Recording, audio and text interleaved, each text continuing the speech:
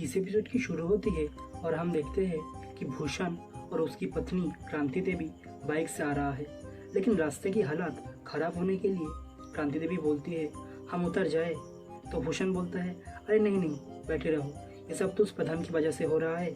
साला पिछले इलेक्शन में बोला था कि पूरा रोड ठीक करके देगा, लेकिन अभी तक नहीं किया। फिर भूषण बाइक को पंचायत की ओर घुमाता है।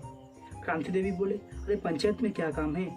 फिर वो दोनों मियाँ बीवी पंचायत में जाके सचिव जी को बोले सचिव जी, प्रधान जी ने बोला था कि पूरा रोड पक्का कर देगा, लेकिन अभी तक तो कोई काम ही नहीं हुआ है। तो सचिव जी कहे अरे क्यों, गांव से ऑफिस तक का सड़क तो बन गया है ना। भूषण बोले और ऑफिस से मंदिर तक का सड़क उसका क्या होगा। सचिव जी बोले अरे भाई ये सब मेरे हाथ में थोड़ी ना है, आप लोग एक काम कीजिए, जाकर प्रधान जी से बात कर लीजिए। अब क्रांति देवी बोले हमारा उनसे बोलचाल बंद है। फिर सचिव जी बोले ठीक है हम बात कर लेंगे प्रधान जी से। तो भूषण गुस्से में बोले सिर्फ बात करने में नहीं होगा, आप एक डेट फाइनल भी कीजिए। ये बोल के वो पति पत्नी निकल जाता है। फिर सचिव जी विकास से कहता है अरे ये लोग बवासीर वाले स्लोगन से लेके अभी तक नाराज है क्या। तो विकास बोले और नहीं तो क्या, उसके बाद से प्रधान जी, प्रहलाद जी और हमसे बोलती बंद करके रखा है। अब सचिव जी पूछे प्रधान जी ने सच में प्रॉमिस किया था क्या कि पूरा रोड बनाने का। विकास बोले हाँ किए तो थे। फिर सचिव जी प्रधान जी के घर जाता है और उनसे रोड के बारे में बात करता है। तो प्रधान जी कहता है देखिए भाई, पूरा रोड बनाने में कम से कम 30 से 35 लाख का खर्चा होगा और इतना पैसा हमारे पास नहीं है। तो सचिव जी बोले आप एक बार विधायक जी से बात क्यों नहीं कर लेते, उनसे शायद कुछ मदद मिल जाती। तो प्रधान जी कहते हैं अरे विधायक एक नंबर का चालू आदमी है भाई, वो इतनी आसानी से फंड नहीं देगा। फिर सचिव जी बोले अब हम क्या करें प्रधान जी, भूषण तो डेडलाइन देके चला गया है। तो प्रधान जी बोले अरे आप सरकारी ऑफिसर है भाई, गोलमोल जवाब देना आपका काम है, अभ्यास कर लीजिए, इसका आगे काम में आएगा। फिर हर बार की तरह सचिव जी को एक लौकी पकड़ के दे देता है। सचिव जी ना चाहते हुए भी वो लौकी लेके निकल जाता है। अब रास्ते में भूषण मिल जाता है सचिव जी को। तो भूषण सचिव जी से पूछे प्रधान जी से बात की थे क्या रास्ते के बारे में।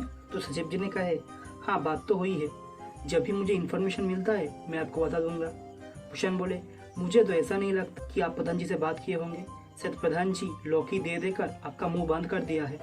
फिर सचिव जी कहे अरे ये लौकी तो प्रधान जी ऐसे ही देता है फ्रेंड के तौर पे। तो भूषण बोले और इसी मित्रता के लिए आप प्रधान जी को कुछ कहते नहीं, सिर्फ उनकी चाटते हैं। अब ये बात सुनते ही सचिव जी का मूड ऑफ हो जाता है, वो गुस्से से निकल जाता है वहाँ से।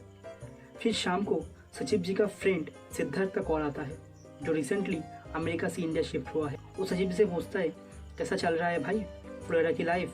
तो सचिव जी आज की जो पूरा घटना है वो उसे कह देता है। अब सिद्धार्थ बोले भाई तू एक काम कर, उसकी बात की ज़्यादा लोड मत ले और प्रधान जी के घर आना जाना थोड़ा कम कर दे, नहीं तो लोगों को सच में लगेगा कि तू उनका चाटता है। अब अगले सीन में हम देखते हैं कि सचिव जी और विकास ऑफिस में काम कर रहा होता है। फिर विकास को अपनी पत्नी का कॉल आता है कि उसकी पत्नी का पेट खराब है, तो वो सचिव जी को बोल के निकल जाता है।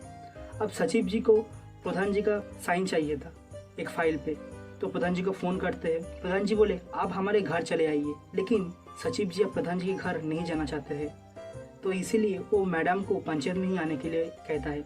तो प्रधान जी बोले ठीक है आप एक काम कीजिए, वो पास वाली जो मंदिर है ना आप वहाँ पे चले जाइए, वहाँ पे गई है आपकी मैडम, आज रिंकी का बर्थडे है ना। अब सचिव जी भी भूषण से छुपके छुपाते मंदिर पहुँच जाता है और वहाँ जाके रिंकी को हैप्पी बर्थडे विश करता है और मैडम को साइन करने के लिए बोलता है। मंजू देवी साइन भी कर देती है और शाम को उनके घर दावत में बुलाती है, लेकिन उसी वक्त पता नहीं कहाँ से भूषण भी वहाँ पहुँच जाता है। तो सचिव जी भूषण को देख के कहता है नहीं मैडम आज तो शायद नहीं हो पाएगा। अब ये बात मंजू देवी अपनी पति को जाके बोल देता है। फिर प्रधान जी और प्रहलाद जी दोनों सचिव जी से मिलने के लिए पहुँच जाता है। प्रधान जी सचिव जी से बोले अरे भाई अगर हमसे कोई भूल चूक हुई है तो बोलिए, ऐसे बोलचाल बंद मत कीजिए ना। तो सचिव जी बोले अरे नहीं प्रधान जी, बोलचाल क्यों बंद करेंगे। फिर प्रधान जी बोले तो आप हमारे घर क्यों नहीं आना चाह रहे। अब सचिव जी तो ये नहीं कह पा रहे थे कि भूषण की वजह से, तो वो बोले आज बीडीओ ऑफिस में थोड़ा काम है और रात में तो पढ़ाई भी करनी है। फिर प्रधान जी बोले अरे भाई ये कोई बात हुई, मैं तो क्या क्या नहीं सोच रहा था, एक काम कीजिए आज शाम 7 बजे आप हमारे घर पहुँच जाइए, पढ़ाई तो होती रहेगी बाद में। फिर सचिव जी को तो राजी होना ही पड़ा। अब सचिव जी बीडीओ ऑफिस जाता है और फाइल जमा करके लौटते हैं और लौटने वक्त रिंकी के लिए केक भी ले लेता है। फिर शाम को जब सचिव जी निकल ही रही होती है उसी फ्रेंड का कॉल आता है। वो पूछता है भाई तू जा रहा है, लेकिन अगर रास्ते में वो भूषण मिल गया तो क्या कहेगा उसे।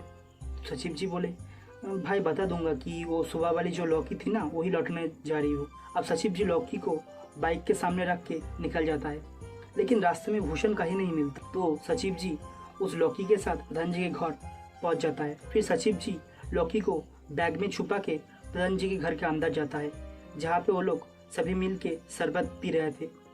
फिर वह रिंकी आते हैं और सबको खाने के लिए बुलाते हैं। अब प्रधान जी सचिव जी को रिंकी के लिए जो केक लाई थी वो देने के लिए कहता है। अब सचिव जी भी थोड़ा अनकंफर्टेबल हो गए, रिंकी को केक दे देती है और एक और बार हैप्पी बर्थडे विश करते हैं। रिंकी भी सचिव जी को डबल थैंक यू कहता है, एक इस बार के लिए और एक वो जो मंदिर वाला विश किया था उसके लिए एक और बार। फिर खाना पीना स्टार्ट हो जाता है सबकी, पूरी तरकारी और खीर। फिर सचिव जी की सबके साथ काम में हाथ बटाते हैं। अब खाना पीना हो जाने के बाद रिंकी सबके लिए वो केक लेके आती है। अब केक खाते हुए विकास के हाथों में सचिव जी की बैग में जो लौकी था वो ठेकती है। तो वो पूछता है ये लौकी लेके आप क्या कर रहे हैं। अब प्रधान जी भी पूछता है हाँ भाई क्या बात है। अब सचिव जी को सबको पूरा घटना खुल के बोलना पड़ता है कि भूषण के डर से वो ये सब कर रहा है। फिर प्रधान जी कहे अरे वो एक नंबर का बनराकस आदमी है भाई, आप उसकी बातों की परवाह मत कीजिए। तो सचिव जी बोले प्रधान जी हमें नहीं पसंद कि कोई हमें चटोकर बोले। फिर प्रधान जी बोले अरे आप हमें चाटते हैं क्या। सचिव जी बोले अरे नहीं। तो प्रधान जी बोले तो फिर हमें भी ये नहीं लगता, तो दूसरों की बात की क्या लेना। इसके बाद सचिव जी वहाँ से निकलते हैं और उसी वक्त भूषण भी वहाँ पहुँच जाता है। वो सचिव जी को देख के कहते हैं अरे सचिव जी फिर पहुँच गए बड़े घर, बढ़िया है। अब सचिव जी भी सड़क जाती है तो वो कहती है क्या बढ़िया है, क्या बढ़िया है और क्या परेशानी है तुम्हें, मैंने कहा तुम्हें रुकने के लिए यहाँ पे, तो क्यों रुक के दर्द दिख रहे हो। फिर भूषण बोला याद रखिए सचिव जी, प्रधान जी हमेशा प्रधान नहीं रहेंगे, लेकिन आपको उसी ऑफिस में काम करना पड़ेगा, तो सोच के बात कीजिए।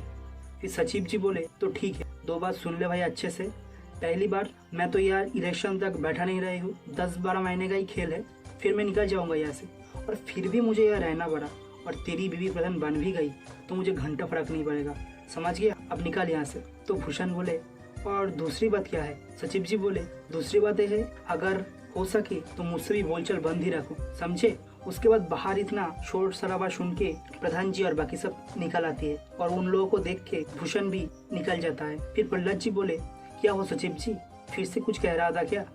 सचिव जी बोले हाँ कह तो रहा था, लेकिन जो सुनाया है दोबारा नहीं कहेगा। फिर सचिव जी भी वहाँ से निकल जाता है और ये वाला एपिसोड खत्म यहीं पे।